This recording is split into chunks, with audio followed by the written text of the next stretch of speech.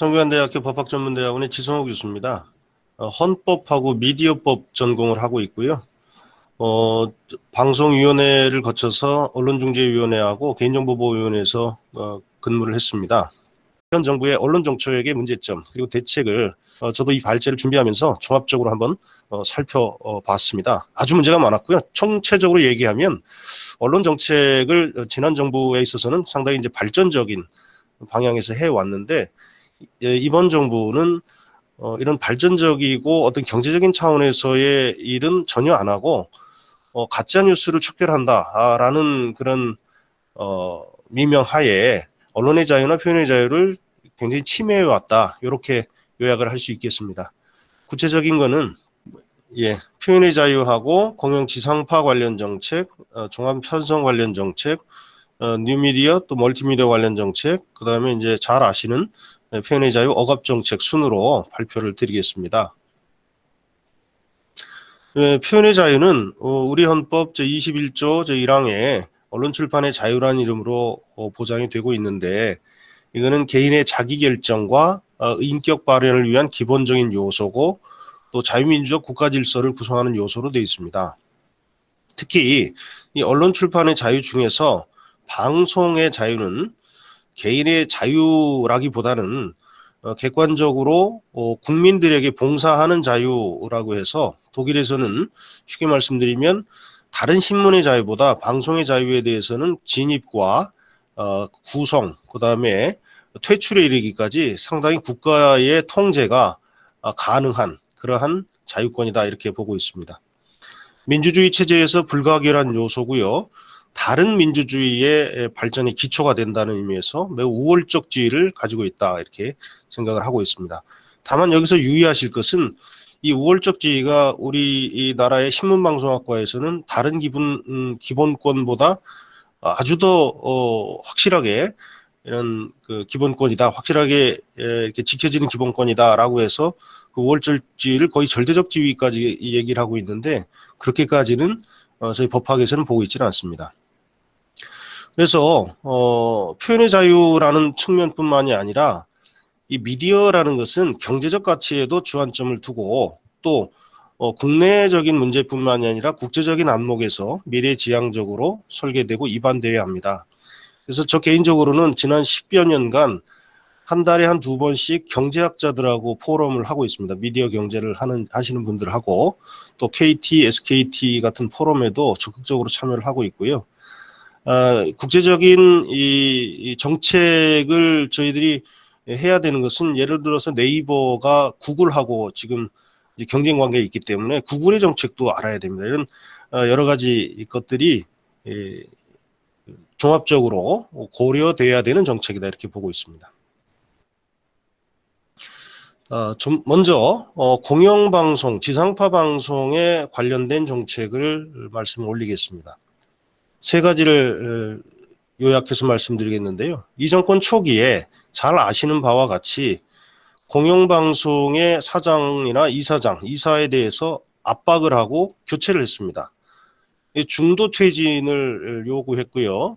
어떤 교수님은 학교에 학생들이 데모를 이렇게 선동을 해가지고 어쩔 수 없이 이사를 그만두는 그런 일도 발생을 했습니다. 이게 임기가 있는데도 불구하고 정권의 향배에 따라서 이사진과 경영진이 교체되는 그런 아주 역사상 바람직하지 못한 그런 일들이 발생했습니다. 오히려 거꾸로 저희 쪽에서는 오세훈 시장이 들어오셨는데도 불구하고 저 김어준이 같은 문제가 있는 방송인들에 대해서 퇴진을 지금 시키지 못하고 있습니다.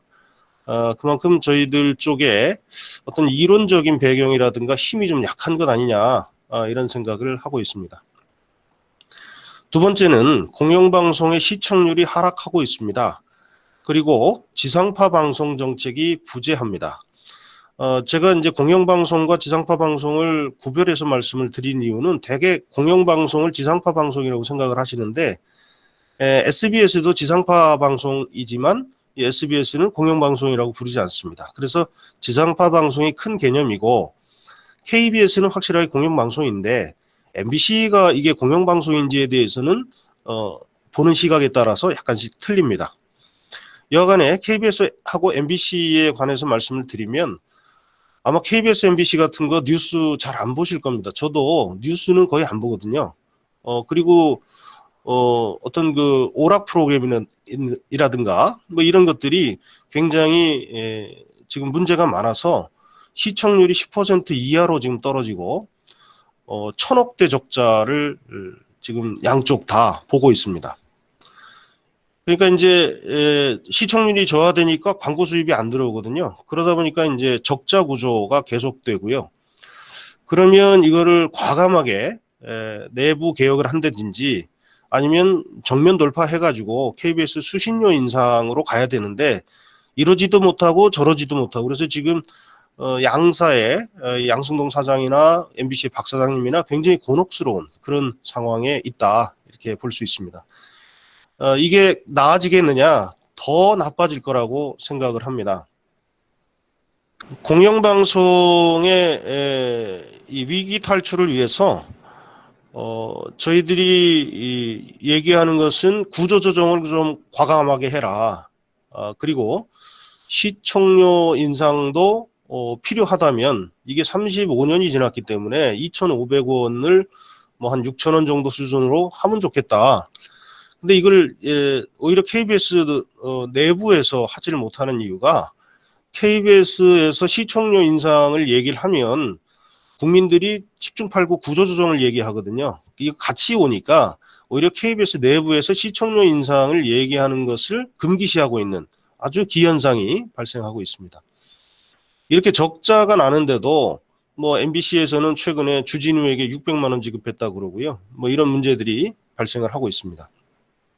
그럼 정책기관은 어떡하냐? 구조조정이나 MBC 민영화 이런 거를 하기보다는 지금 이제 방통위에서 담당 국장, 과장 이런 분들이 예전에 저하고 방송위원회 때 같이 했던 정책을 시행했던 그런 분들인데 이런 근본적인 수술을 하려고 했던 때가 이제 이명박 정부 때 한번 해보려고 했는데 그때도 일부 하고 저항이 엄청나게 거셌기 때문에 하지를 못했습니다. 그 후로 제가 이번에 보니까 정부가 세 번째 정부인데 저 박근혜 정부, 그 이명박 정부, 그 지금 이제 세 번째 정부인데도 15년 동안 거의 아무것도 못했다. 유일하게 한 것은 이번 7월부터 지상파 중간 광고 제도가 실시가 됩니다. 여러분께서 이제 지상파를 보시려면 다른데 이 유료 방송에서처럼 중간 광고가 끼어들어가지고 아주 그 혼란한 그런 상황이 아마 재현이 될 것 같습니다. 문제점을 또 하나 보시면 지금 이제 지상파 방송 사업자들이 전반적으로 시청률을 인상한다든가 구조조정을 통한다든가 뭐 이런 근본적인 것들을 해결의 실마리로 삼아야 되는데 그렇지 못하고 이걸 케이블 TV하고 IPTV 쪽에 송출료를 대폭 높이는 방향으로 내부 정책을 수립하고 있습니다. 그러니까 광고가 안 팔리니까 송출을 하는 그 케이블이나 IPTV에 대해서 송출료를 높이면 그 케이블이나 IPTV 사업자들은 또 저희들한테 걷어가는 수신료가 또 높아지겠죠. 그래서 간접적으로 우리 국민들이 지상파 방송 사업자들의 이 경제적인 어려움을 오히려 전가해가지고 국민들 부담으로 지금 오고 있는 것 같습니다. 그래서 수신료가 지금 2,500원에서 안 올라가더라도 사실 지금 몇천 원씩 간접적으로 케이블이나 IPTV 가격이 올라가면서 간접적으로 지금 국민들이 부담하고 있는 것이나 마찬가지다. 이렇게 볼 수 있습니다. 종편 채널은 4개가 있습니다. 잘 아시다시피 이제 TV조선, MBN, 그다음에 JTBC, 뭐 그다음에 이제 채널 A 뭐 이렇게 해가지고 4개가 있습니다만 이 4개가 사실 JTBC는 조금 그 보도 방향이 약간 다른 것 같고요. 나머지 3개는 상당히 이제 보수적인 그런 입장을 취하고 있어서 방통위에서 2017년에 이제 정권을 잡고 나서부터 TV조선에다가 3년 조건부 재승인을 결정하면서 이 막말하지 마라, 오보하지 마라, 편파 방송하지 마라라는 이러한 미명하에 많은 패널들을 출연 정지 조치를 당하도록 조치를 했습니다. 간접적으로. 두 번째, MBN을 최근에 17가지 조건과 5가지 권고 사항을 부여해가지고 조건부 재승인했고요. 여차하면 승인 취소하겠다. 이럴 정도로 압박을 가하고 있습니다. 대부분 이 사안에 대해서는 몇 가지는 MBN 쪽에서 받아들였고요.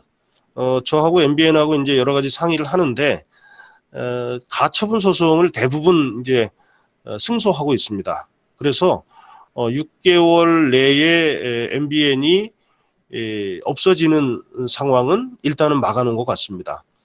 이 MBN이 없어지면 누가 좋으냐? 진보 채널 쪽에서 그러니까 한겨레 등의 진보 채널들이 이 MBN을 대체하면서 한번 들어와 볼까 여기까지 지금 생각을 하고 있기 때문에 MBN을 지켜내는 것은 이러한 진보 진영, 좌파 진영의 이 종합편성 채널이 나오는 것을 막는 거다. 저는 이런 신념을 가지고 열심히 MBN을 도왔고요. 그래서 지금은 대부분 승소하고 MBN이 문을 닫는 그런 상황은 이제 조금 지나가는 것 같습니다. 세 번째는 종편 채널의 의무 전송 규정을 폐지했습니다. 무슨 말씀이냐면 KBS나 MBC나 SBS 같은 지상파 방송과 2020년 전까지 2019년까지는 종편 채널까지를 포함해서 이 IPTV나 종합편성 채널 등등에서 이 종편 채널이 의무적으로 나오도록 했는데 이걸 종편에 한해서는 폐지했습니다. 쉽게 말씀드리면 이 의무 전송 규정이 폐지가 되면 위에 방통위에서 압력을 가할 경우에 예를 들어서 TV조선이나 채널 A나 이런 것들을 그냥 뺄 수도 있다. 이런 얘기인데 아직까지 이 종편 편성을 배제하려는 움직임은 실질적으로는 없습니다만 이 사람들이 이제 이 채널 사용료 산정을 할 때 SO 즉 그 네트워크 사업자들에게 굉장히 높은 기준을 어떤 경제적인 수치나 계산도 없이 굉장히 높이 이렇게 달라고 합니다. 그래서 이런 부담이 지금 간접적으로 국민들께 전가되고 있다 이렇게 생각이 됩니다. 가장 심각한 문제 중에 하나는 여러분께서 이 상황, 그러니까 신규 멀티미디어에 대한 상황은 우리 신문 같은 데 나오긴 하는데 잘 주의 있게 안 보실 겁니다. 앞에 지상파나 종편은 상당히 비중 있게 다루는 데 비해서 제가 생각하기에는 그런 것보다도 이 정부가 지금 잘못하는 것은 바로 이 신규 멀티미디어 정책이다. 아까 말씀드렸지만 지금 유튜브 같은 거는 이거 국제적으로 어디가 경계선인지도 모르게 우리 생활 속으로 깊숙이 들어와 있습니다. 뭐 저 같은 경우는 하루에 한 4-5시간씩 유튜브를 틀어놓고 있는 경우도 많고요. 유튜브 통해서 뉴스도 많이 보고 해외 사례나 이런 것도 공부를 많이 합니다. 그런데 이 유튜브를 비롯한 이걸 이제 OTT라고 합니다. OTT 채널에 대해서 전혀 어떤 정책도 못하고 있다. 오히려 반대로 우리나라 OTT만 강하게 규제를 하고 있어서 규제 사각지대가 생기는 것도 문제이려니와 특정 분야에만 불평등하게 강한 규제를 하고 있다. 특히 표현의 자유와 관련해서 이런 우리 우파 진영의 표현을 하지 못하도록 제가 보기에는 굉장히 많은 그런 조치라고 할까요? 이런 것들을 지금 취하고 있는 것 아니냐. 네이버나 다음은 마찬가지고 유튜브에 대해서도 그런 알고리즘을 활용해서 직간접적으로 이렇게 압력을 가하고 있다고 의심이 됩니다.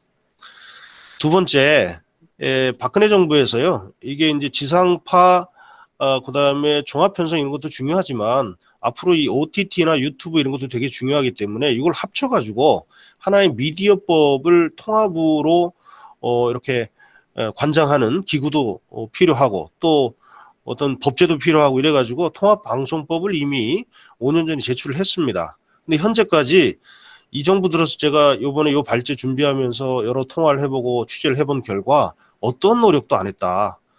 이게 참 문제입니다. 그래서 사업자 간의 이해관계 조율이라든가 이런 건 전혀 안 해가지고 사업자들 간에 거의 지금 굉장히 격앙돼 있다. 싸움이 중간에 거중조정을 안 해놔가지고 사업자들 간의 이 이해관계가 굉장히 첨예하게 되어 있다는 문제가 있습니다. 이 다음 정부에서는 이거 해결을 못하면 대규모 소송전으로 갈 수밖에 없습니다. 세 번째 문제는 현재 과기정통부가 유료방송, 방통위가 공영방송과 지상파 방송으로 정책기관이 분리되어 있어서 이런 신규 멀티미디어 서비스는 유료방송이든 공영방송이든 잘 정리가 돼야 되는데 주무행정부처가 없습니다. 이명박 정부 때는 방통위로 이걸 통합을 해놨었거든요. 물론 이제 위원회 구조라서 여러 가지 문제가 있었지만 하나의 정책기관에서 이러한 미디어를 통합적으로 하는 게 필요한데 이게 위원회 구조든 아니면 정부 부처 구조든 지금 유료 방송과 지상파 방송 담당 기관이 틀리니까 이 담당 기관들이 주무부처가 상호간에 이제 충돌을 하게 되고 자기의 영역에 있는 그 방송 사업자들만 챙기게 되니까 어떤 문제가 생기느냐 정책이 과기정통부에서 나온 정책과 방통위에서 나온 정책이 상호 충돌하는 그런 문제가 현재도 발생을 하고 있고요. 앞으로 이거 그대로 놔두면 다음 정부에서도 무지 많은 문제가 될 겁니다. 그래서 이 두 가지의 이 체계는 정비할 필요가 있다라는 생각을 하고 있습니다. 표현의 자유 억압 정책에 대해서 말씀드리겠습니다. 잘 아실 겁니다. 첫째 문제점. 유튜브 등의 개인 표현의 자유 영역에 대해서 전례 없이 저는 이제 해방 이후 민주주의가 구현된 이 자유민주주의가 60여 년 된 이 나라에서 전례 없이 저는 이렇게 표현합니다. 어느 정부도 이렇게 강한 심의 기준을 제시하지는 않았습니다. 자기들이 유리했던 옛날에 유튜브 전에는 이제 팟캐스트가 있었거든요. 그 유리할 때는 아무런 기준이 없었는데 지금은 방송통신심의위원회가 저 목동에 있는데요. 이 방송통신심의위원회를 통해서 심의 수준과 대상이 확대되고 강화됐습니다. 아까 설명드렸지만 이 TV조선이나 예를 들어서 MBN이나 이런 데 나오는 분들이 조금이라도 본인들에게 불리한 얘기를 한다. 좌파 진영이 불리한 얘기를 한다 그러면 간접적으로 심의를 통해서 이런 패널들을 나오지 못하도록 사실상의 블랙리스트를 만들어 놨습니다. 제가 듣기로 그분들의 명단이 거의 200여 명에 달한다라는 겁니다. 그래서 잘 보시면 지금 이제 그 중편 채널이나 이런 데가 저희 어머님께서도 항상 얘기하시는 게 재미가 없어졌다. 그 왜 그러냐 하면 이렇게 비판적인 사람들을 종편 채널로부터 상당히 멀리 그리고 이 종편 채널에 접근이 안 되도록 그렇게 해놨기 때문입니다. 지금 또 문제는 소위 가짜뉴스 처벌법이라는 거 요거 얘기하면서 정권의 비판적인 언론사나 개인 표현의 자유를 매우 심각하게 침해하고 있습니다. 첫 번째 징벌적 손해배상제라고 해서 자기가 잘못한 거에 3배 배상제를 시행하려고 하는데요. 이거 처음에 5배 배상이었다가 좀 심한가 그래갖고 3배 배상으로 낮췄고 언론중재위원회가 중립기관인데 여기에 가짜뉴스 판단권도 부여하고 또 처벌하는데 문화부가 언론기관을 좌지우지할 수 있는 이 처벌의 문제까지 관여를 허용하는 등 이런 법들이 한 서너 개 정도 지금 나와 있습니다. 언론중재법이라든가 전기통신망법의 개정안을 통해서 이게 나와 있고요.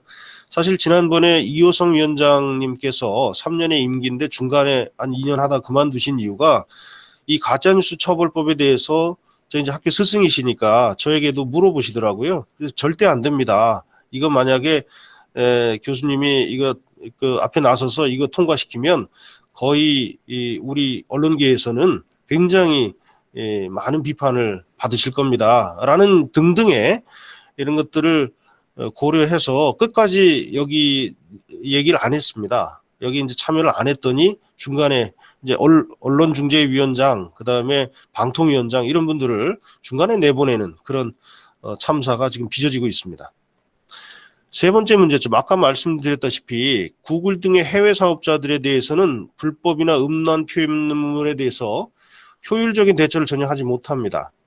그런데 네이버나 다음이나 이런 국내 사업자들에 대해서는 규제를 계속 강화하는 법안들을 제출하고 있습니다. 이것은 불법이나 음란 표현물을 규제한다는 미명하에 그 명목으로 제가 보기에는 이거는 네이버나 다음 등을 차기 정권 창출을 위해서 표현의 자유를 아주 억압하는 그런 것 아닌가. 그래서 오히려 거꾸로 얘기하면 구글 겁니다. 유튜브가. 이 유튜브 채널은 엄청나게 활성화돼 있고, 이게 저도 지금 한 10,000원 정도 유료 채널을 시청하는데요. 이거는 굉장히 활성화되고, 국내 채널인 네이버나 다음 등의 우리 국내 사업자들은 역차별을 받는 이런 상당히 문제 있는 정책들을 유지하고 있고요. 이런 네이버나 다음 등에 대한 우리 사업자들에 대한 규제는 좀 과감하게 풀 필요가 있다. 그래서 아시다시피 구글 등의 해외 사업자들이 얼마나 큽니까? 그런데 우리나라는 거기 비하면 굉장히 규모가 작은데도 불구하고 규제가 강하기 때문에 이 국제시장이라든가 이런 그 시장에서 제대로 워킹하지 못하는 그런 문제가 발생을 하고 있습니다. 이상 한 5가지 분야에 대해서 말씀을 드렸는데요. 총평을 드리면 아까 말씀드렸다시피 4차 산업혁명 시대에 적합한 미래지향적인 미디어 정책은 전혀 무능하거나 또는 무관심해서 실행을 못하면서 권력 유지를 위해서 표현의 자유를 억압하고 있다라는 것이 학계의 정설이다 이렇게 생각을 하고요. 이건 뭐 진보적 성향을 띠고 있는 교수님들도 이런 저의 비판에 대해서 그다지 반론을 제기하지 못할 정도로 표현의 자유 억압 분야에서는 유례를 찾아볼 수 없다 이렇게 생각이 됩니다. 그래서 앞으로는 어떻게 해야 되냐면 구조적이고 내용적인 규제는 최소화하고 종합적이고 체계적인 미디어 관련 정책이 필요합니다. 이 지상파나 지금 현재 방송법은 지상파나 유료 방송 분야에만 이렇게 적용이 되도록 되어 있는데 IPTV를 넘어서 유튜브, 뭐 구글, 뭐 이러한 새로운 미디어에 대해서 종합적인 관련 정책을 시행하는 것이 중요하다. 그다음 세 번째, 한국에서의 표현의 자유 수준은 국제사회에서 보면 아주 낮은 수준입니다. 또 이 수준을 계속 유지하면서 우리 표현의 자유를 계속적으로 억압을 한다면 제가 보기에는 국제사회에서도 곧 이러한 규제 정책에 대해서 강한 비판이 있을 것이다 이렇게 생각합니다. 총체적으로 말씀을 드리면 차기 정부에서는 내용적인 규제는 최소화하고 경제적인 규제를 좀 활성화하는 방향으로 나가야 된다. 이게 전 세계적인 조류이기 때문에 이러한 정책을 할 수 있도록 제도도 정비하고 또 규제 체계, 기관도 좀 정비를 해 나가야 되겠다 이런 생각을 하고 있습니다. 예, 여기까지 발표를 마치겠습니다. 감사합니다.